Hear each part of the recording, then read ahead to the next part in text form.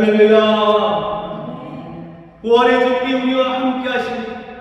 오늘도 주님께서 우리의 삶 속에 찾아오 주셔서 부활의 역사를 이루실 줄 믿습니다. 부활의 주님을 만나는 주일에 부활의 역사를 경험하시기를 주님의 이름으로 소망하고 축복합니다. 서로 사랑의 인사 나누겠습니다. 사랑합니다. 축복합니다.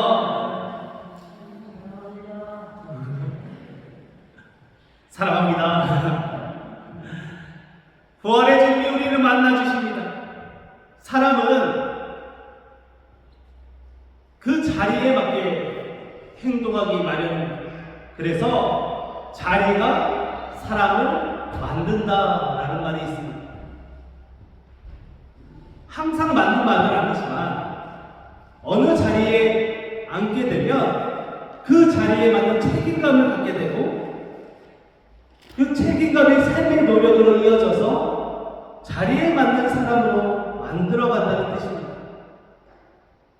그래서 그 사람이 어느 자리에 있는지가 중요합니다.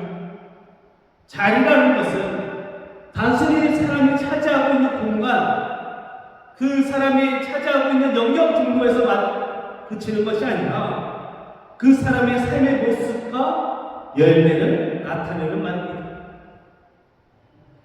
사람의 존재감이 드러나는 것이 자리입니다.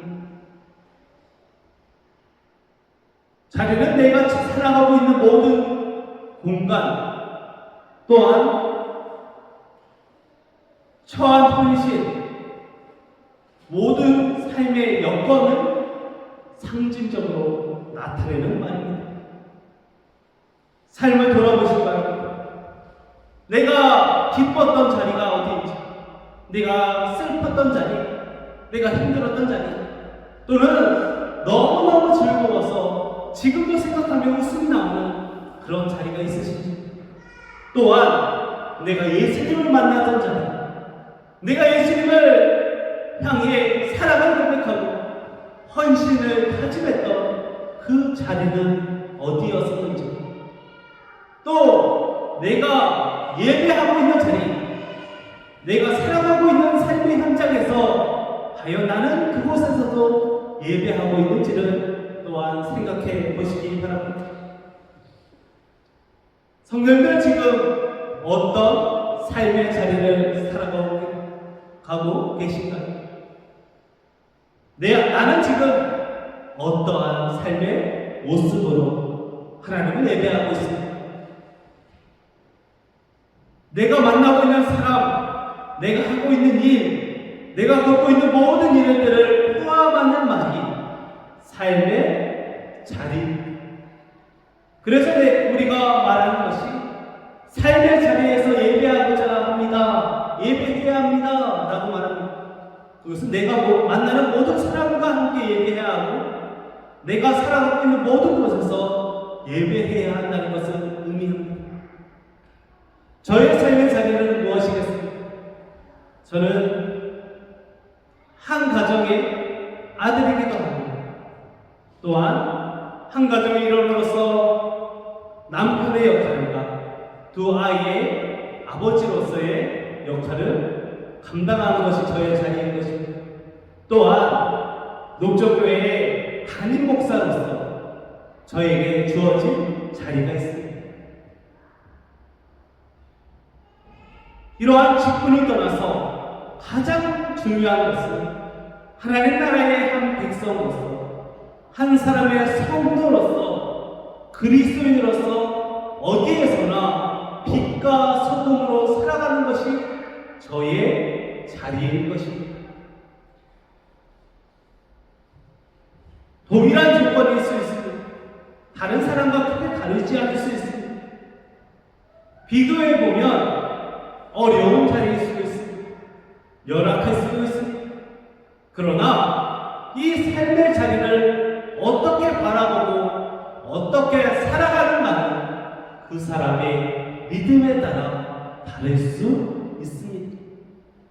똑같이 있는데 더 힘들다고 여기는 사람도 있고 그것을 감사로 여기는 사람들도 있습니다.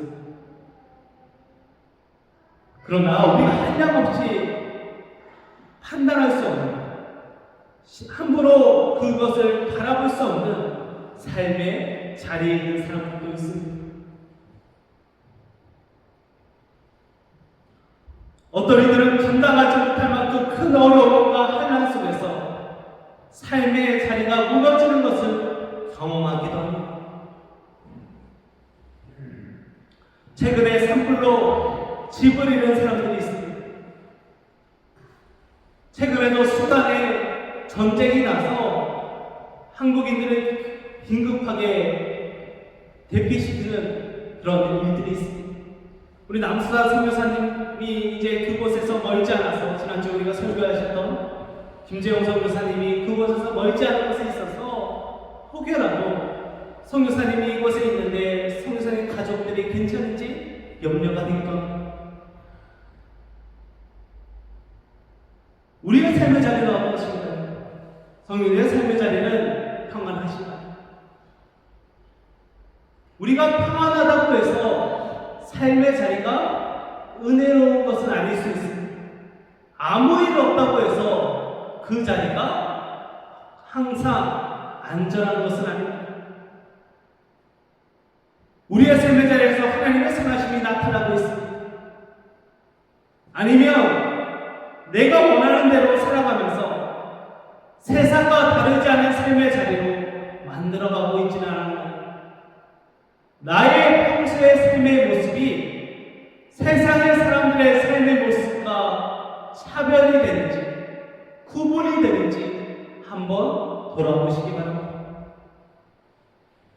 오늘 말씀은 삶의 자리가 무너진 사람이 어떻게 그 자리에서 일어나는지에 대한 말씀입니다. 그의 삶을 일으킨 것은 세상의 방법이 아니었습니다.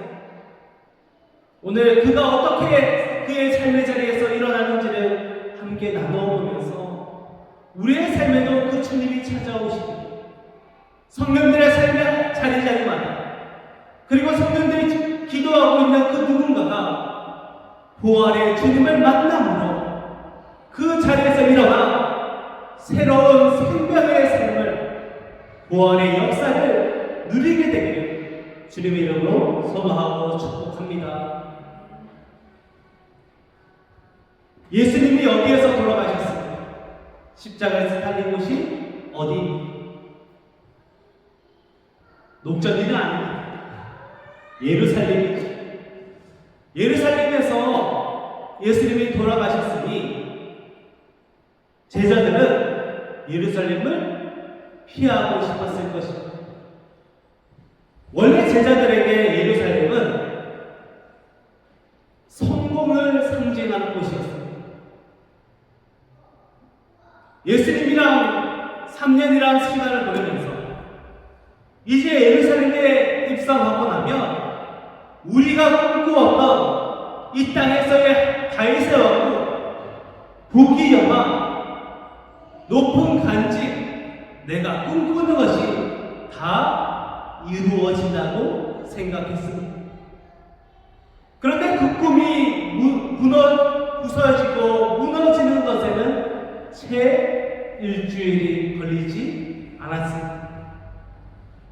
주일에 예루살렘에 입성하셨는데 금요일에 십자가에 달려 죽으셨으니 채 일주일이 걸리지 않았습니다.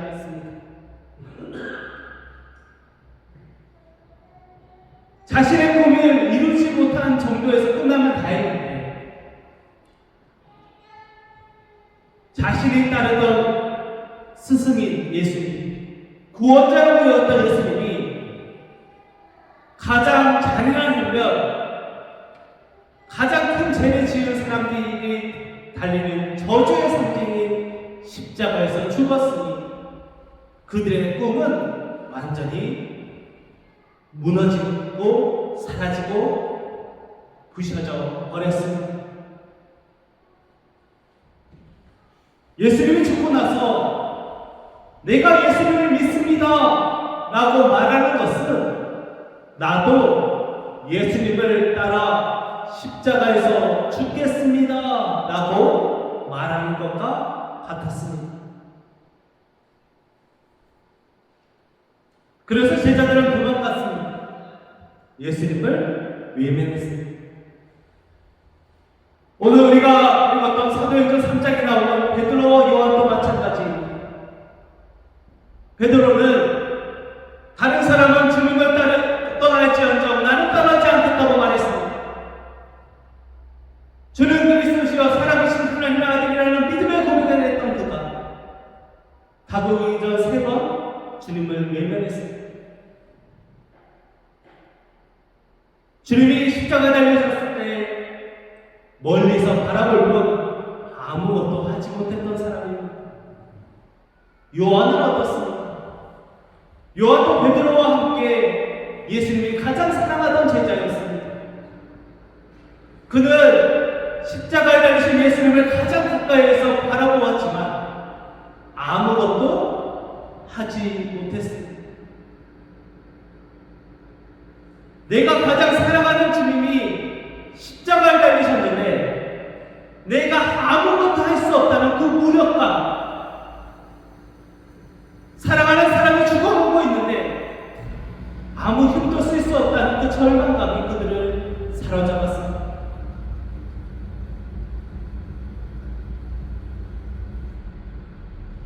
배신과 좌절, 그 어둠의 감정이 그들을 휩싸고 그들을 무너뜨렸고 그들을 한없는 어둠 속으로 몰고 갔습니다.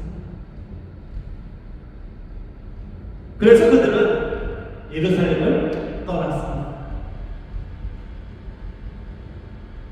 군대에서 고생하신 분들이 그쪽으로는 소변도 안 본다고 쳐다도 안 본다고 내가 그쪽은 다시는 바라보지 않겠다고 말하는 것 같이 제자들도 아마 예루살렘 쪽으로는 쳐다보기도 싫었을 것입니다.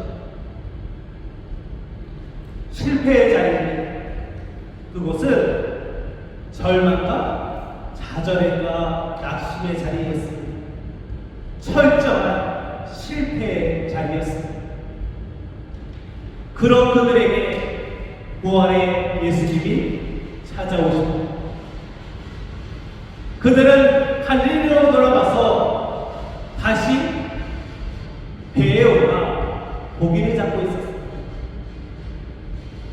예수님께서 그들을 살아남는 업으로 부르셨는데 그들은 다시 물고기 잡는 업으로 돌아갔습니다.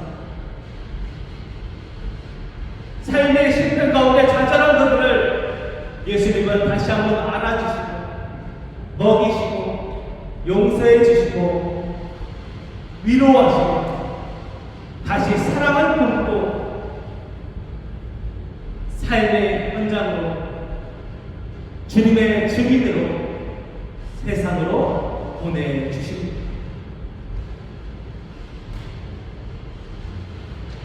십자가와 부활의 의미를 깨닫지 못했던 그들에게 다시 살아난 예수님이 십자가의 의미를 알려주시고 부활이 정말 일어나는 것임을 사실이라는 것을 깨닫게 하셨습니다.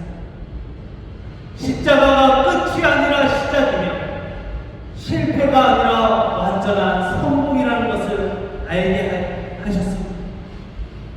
또한 예수님을 믿는 자들은 부활의 영광에 함께한다는 것을 알게 하십니다.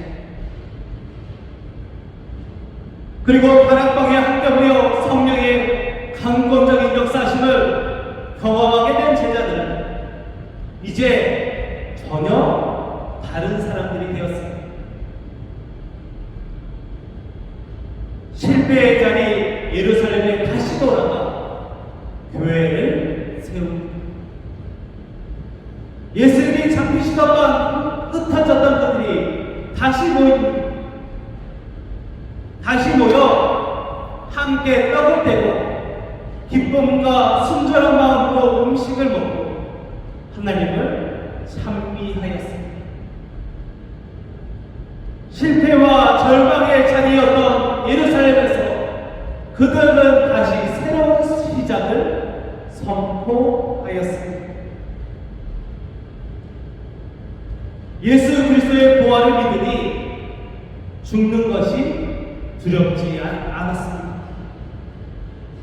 부활하신 주님을 만나니 모든 것을 이기시는 주님이 모든 것을 이겨주신다는 믿음이 생겼습니다. 그래서 그들은 실패의 자리인 예루살렘에 돌아가 교회를 세우고 기도하고 사람들에게 다시 부활의 주님을 전하기 시작했습니다.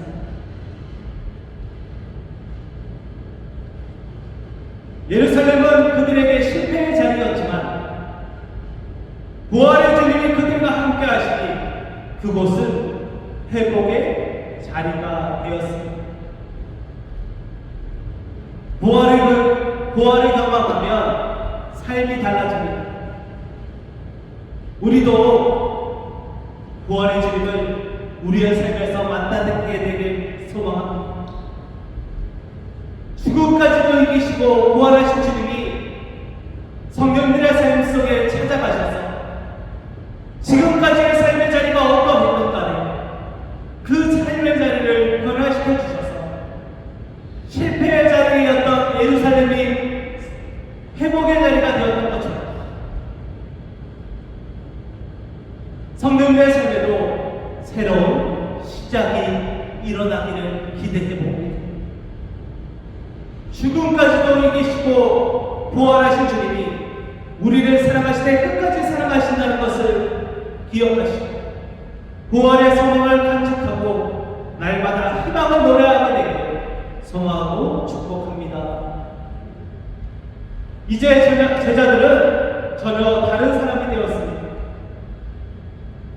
자전의 자리 예루살렘에서 복음을 전하고 시간을 정해 깨어 기도하는 사람이 되었습니다. 이제 두려울 것이 없습니다. 죽음도 안 두려운데 무엇이 두렵겠습니까? 세상에서 가장 무서운 사람들이 되었습니다.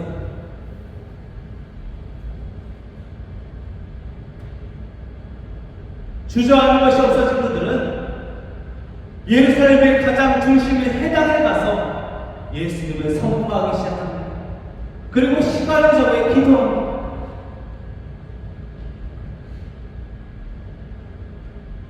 시간을 정해 기도하는 그때 성전 미문 앞에서 태어나면서부터 걷지 못하던 일을 만나게 됩니다. 구걸하던 그가 베드로와 요한을 봅니다. 그런데 그들은 표정부터가 달랐습니다.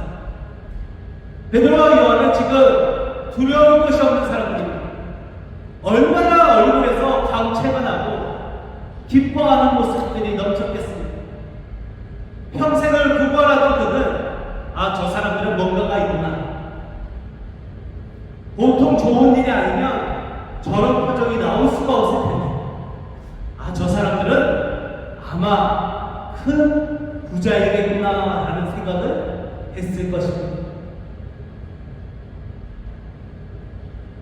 그래서 자신을 도와달라고 합니다.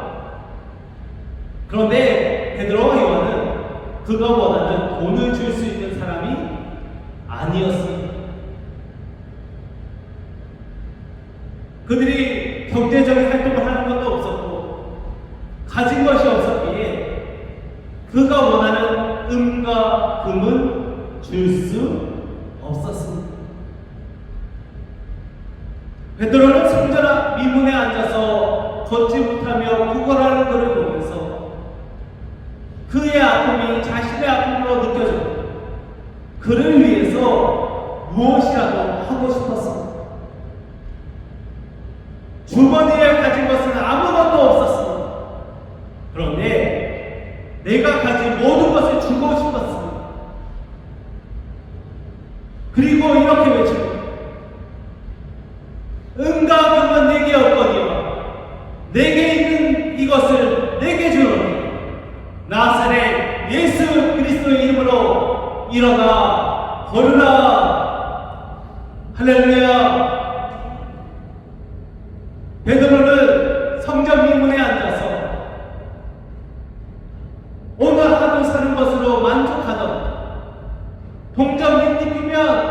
목회하던 그에게 평생을 새롭게 살 수 있는 예수 그리스도를 전해주었습니다. 걷지 못하던 자에게 성전 미문은 생계를 꾸리는 자리이기도 했지만 날마다 좌절하며 슬퍼하던 자리였습니다. 그가 갈 수 있는 곳은 성전 미문까지였습니다. 그는 평생 성전에 들어가 보지 못하던 자였습니다. 노동력이 가장 두려웠던 시대에 그가 할 수 있던 것은 성전 미문에 앉아 구걸하는 것뿐이었습니다. 아마 그 자리로 옮겨주는 자에게 그 동전 몇 입도 나누어 주어야 할 수도 있습니다. 그가 앉은 곳은 아름다운 문이라 불리던 성전 문입니다. 그는 성전에서 가장 아름다운 문을 바라보고 성전에 들어가는 사람을 지켜보는 것을 유일한 삶의 즐거움으로 여겼을 것입니다. 그리고 그러한 아름다운 문, 활기찬 사람들 속에서 아무것도 못한 채 구걸만 하는 자신의 삶을 보며 좌절하고 원망하며 우울의 삶을 살았을 것입니다. 그의 삶의 자리는 주변을 화려하고 아름답지만 정작 자신은 아무것도 할 수 없는 좌절과 원망의 자리였습니다. 매일 반복되는 삶의 모습 속에서 게을러지고 무기력해지는 자리이기도 했습니다. 그런 베드로에게 선포합니다. 그런 그에게 베드로가 선포합니다. 나사렛 예수 그리스도의 이름으로 일어나 걸으라. 베드로는 지금도 살아계셔서 여전히 우리의 기도를 들으시고 여전히 아픈 자를 치유하시고 그들의 삶을 회복시키시는, 그리고 그를 구원하신 예수님을 전했습니다. 부활하신 주님은 이 땅에서 행하신 모든 일들을 지금도 이루시고 살아계시는 신실하신 주님이십니다.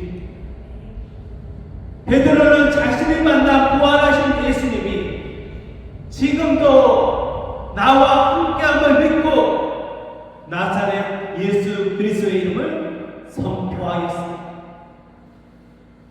그리고 그가 일어나 걷게 되었습니다. 부활의 주님이 좌절과 원망의 자리에서 그를 일으키셨습니다. 못 걷는 자를 일으키시는 부활의 주님이 우리의 주님이십니다. 좌절과 원망의 자리에서 벗어나지 못하던 자를 일으켜 새로운 삶으로 인도하시는 주님이 우리의 삶에도 찾아와 주시기를 기대하시기 바랍니다. 우리의 삶의 자리에 모든 문제를 부활의 주님 앞에 내어놓으시기 바랍니다. 주님이 찾아와 주십니다. 만져주십니다. 회복해 주실 줄 믿습니다. 우리의 삶에 주님이 찾아오셔서 부활의 역사를 일으키시고 새로운 생명의 역사를 날마다 일으켜 주시기를 주님의 이름으로 소망하고 축복합니다. 성전 미문에 앉아있던 그에게 새로운 삶이 시작되었습니다. 평생 걸어보지도 못한 그가 앞으로 걸을 거라는 생각은 하지 못했을 것입니다. 어제도 못 걸었고 오늘도 못 걸었으니 내일도 못 걷는다고 생각했을 것입니다. 그런데 예수님이 그에게 임하시자 기적이 일어납니다. 그가 자리를 털고 일어나 걷기도 하고 뛰기도 하며 하나님을 찬양했습니다. 그는 자리에 주저앉는 사람이 아니라 일어선 사람이 되었습니다. 이것이 부활의 삶입니다. 부활의 예수님이 그의 삶에 들어가니 그의 삶이 안짐에서 일어섬으로 변화되었습니다. 부활은 예수님이 다시 살아나는 것에서 끝나지 않았습니다. 부활은 부활을 믿고 따르는 모든 사람에게 지금도 일어나고 있습니다. 부활은 추상적인 것이 아닙니다. 만져지지 않고 꿈속에서나 경험되고 상상 속에서만 일어나는 일이 아닙니다. 부활은 오늘도 우리의 마음을 설레게 하고 기대하게 하는 실제입니다. 다시 살아나신 예수 그리스도의 부활의 능력이 제자들을 통해 다른 사람들에게 전해질 수 있다는 것을 오늘 이 사람의 치유를 통해 나타났습니다. 베드로는 이러한 역사가 오직 예수 그리스도를 통해서만 나타날 수 있다는 것을 세상에 선포합니다. 사도행전 4장 12절 말씀입니다. 다른 이로서는 구원받을 수 없는 천하 사람 중에 구원받을 만한 다른 이름을 우리에게 주신 일이 없음이라 하였더라. 못 걷는 자가 걷게 되자 종교 지도자들은 당신이 무슨 권리로 그런 일을 합니까? 그리고 그러한 일을 그렇게 함부로 하면 어떻게 합니까? 하고 가정과 권리를 두고 문제를 제기합니다. 그러나 베드로는 더 이상 죽는 것이 두렵지 않은 사람이 되었습니다. 부활을 증거하고 부활의 능력을 나타내는 부활의 제자가 되었습니다. 그래서 담대히 외치고 다른 이에게서는 구원을 얻을 수 없습니다. 하늘 아래에 우리가 구원받을 수 있는 다른 이름이 인간에게 주어진 일이 없기 때문입니다. 할렐루야. 이제 우리는 못 걷는 자가 예수 그리스도의 이름으로 일어나 좌절과 원망의 자리에서 일어난 것까지 우리의 삶에 있어서 주저앉고 무너지며 찾아나고 있는 그 무엇인가를 향해 담대히 외칠 수 있어야 합니다. 성령들을 넘어지게 하는 그 문제, 쓰러지게 하는 그 문제, 해결되지 않는 그 문제를 향해 외치시기 바랍니다. 나사렛 예수 그리스도의 이름으로 일어나 걸으라. 우리가 선포하면 해결될 줄 믿습니다. 상황과 환경은 우리를 무너뜨릴 수 없습니다. 시험과 유혹은 우리를 넘어뜨릴 수 없습니다. 우리는 어떠한 순간에도 예수님을 의지하며 부활의 능력을 붙잡고 살아가기 때문입니다.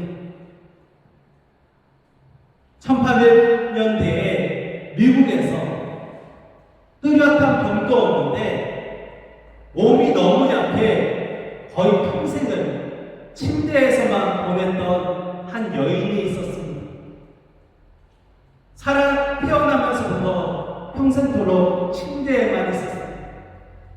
거동도 못할 정도로 병약한 몸이지만 그녀의 얼굴에서는 항상 미소가 흘렀고 사람들을 대하는 모든 말투가 긍정적이었다고 합니다.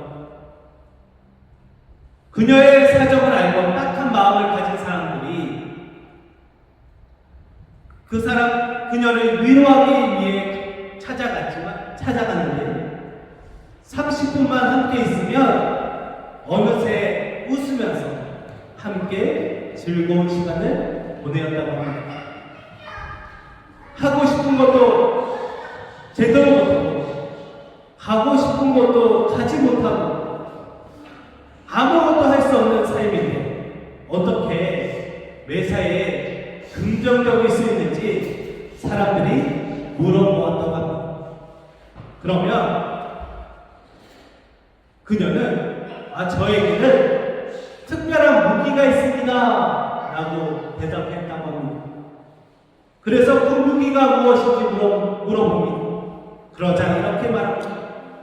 제 무기는 바로 예수 그리스도의 이름입니다. 상황과 환경은 절망을 향해 가지만 그녀는 부활하신 소망의 주 예수님을 바라보며 기쁨을 잃지 않았습니다. 그리고 그렇게 기뻐서, 너무 기뻐서 작사한 곡이 있습니다. 바로 이 곡입니다. 슬픈 마음 있는 사람 예수 이름 믿으며 영원토록 변함없는 기쁜 마음 얻으리.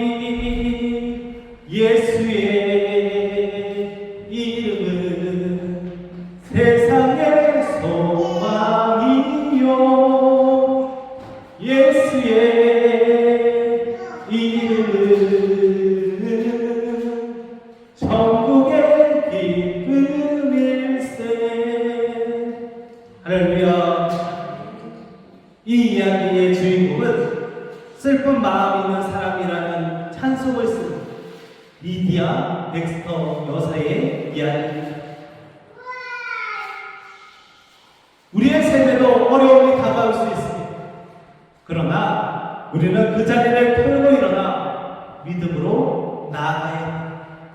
내 삶을 무너뜨리려고 하는 모든 어둠의 자리에서 일어나 믿음으로 온전한 삶을 살아가시는 주님의 이름으로 소망하고 축복합니다.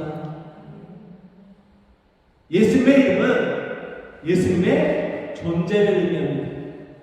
베드로와 요한이 걷지 못하는 자에게 전한 것은 살아계신 예수님이었습니다. 그것도 시퍼렇게 살아서 지금도 그때와 동일하게 역사하시는 예수님을 전했습니다. 부활의 주님이 그의 삶에 역사하시자 평생을 수고하고 노력하여도 해결되지 못했던 문제가 단번에 해결되었습니다. 그는 그동안 성전의 아름다운 문을 보는 것으로 만족했던 삶이었습니다. 그러나 이제 그의 삶 자체가 아름다워졌습니다. 그는 은과 금을 구하고 성전 미문을 바라보는 삶에서 이제 예수 그리스도를 바라보는 것으로 만족하며 찬송하는 삶으로 변화되었습니다. 이제 우리의 삶의 자리가 어둠과 죄악의 자리였다면 털고 일어나야 합니다. 우리의 삶의 자리가 죄악으로 물든 자리가 되어서는 안 됩니다. 우울과 원망과 불평과 질투의 자리에서 일어나시기 바랍니다. 우리의 자리는 이제 예수 그리스도의 자리가 되어 성도의 자리로 살아가시기 바랍니다. 그러기 위해 제가 세 가지 우리가 실천할 것을 전해드립니다. 혹시라도 우리의 삶을 돌아보시고 내가 해결하지 못하고 벗어나지 못하는 원망이나 우울, 외로움, 죄악의 자리가 있다면 주님 앞에 내어놓으시기 바랍니다. 은과 금을 구하다가 예수님을 만나고 일어난 것처럼 우리도 우리의 삶의 문제를 놓고 주님 앞에 기도하며 예수님이 직접 역사해 주셔서 일으켜 주실 것입니다. 둘째, 날마다 우리의 삶의 자리를 점검해야 합니다. 혹시라도 예수님 없이도 살아가고 있지는 않았는지를 점검해 보시고 눈에 보이는 것에 집착하는 삶이었다면 회개하시고 눈에 보이는 아름다움을 쫓아 살아왔다면 그것을 멈추시고 예수님을 만남으로 삶 자체가 아름다워지는 성도가 되시기를 기도하며 나아가시기 바랍니다. 그리고 당장 오늘부터 삶의 자리를 정돈해 보시기 바랍니다.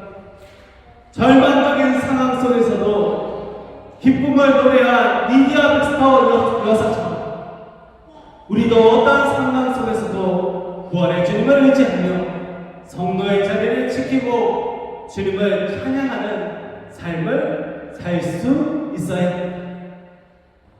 부활은 절대 추상적인 것이 아닙니다. 부활은 실제이고 지금도 일어나는 역사이고 앞으로도 일어날 사실입니다. 그러므로 사랑하는 성도 여러분, 부활의 주님이 오늘 나의 삶에 찾아오시기를 기도하시기 바랍니다. 부활의 주님이 나에게 그리고 우리 교회에 찾아오셔서 우리를 일으켜 주시기를 모두 어둠에서 벗어나 마음껏 뛰며 춤추며 살아가는 기쁨의 삶을 살아가게 해주시기를 소망하고 축복합니다. 주님께서 오늘도 부활의 역사를 성도님의 삶에 일으키실 것입니다. 오늘도 선포하시기 바랍니다. 나사렛 예수 그리스도의 이름으로 일어나 걸으라. 기도하겠습니다. 사랑과 영원하신 아버지 하나님, 오늘도 우리의 사랑에 주셔서 주의 전에 나와 예배함으로 나아가게 하심에 은혜입니다. 주님, 나사렛 예수 그리스도의 이름으로 일어나 걷게 하시고 날마다 부활을 노래하게 하여 주시옵소서. 생명의 역사가 오늘도 일어나길 기대하오며 예수님의 이름으로 간절히 기도하옵나이다. 아멘.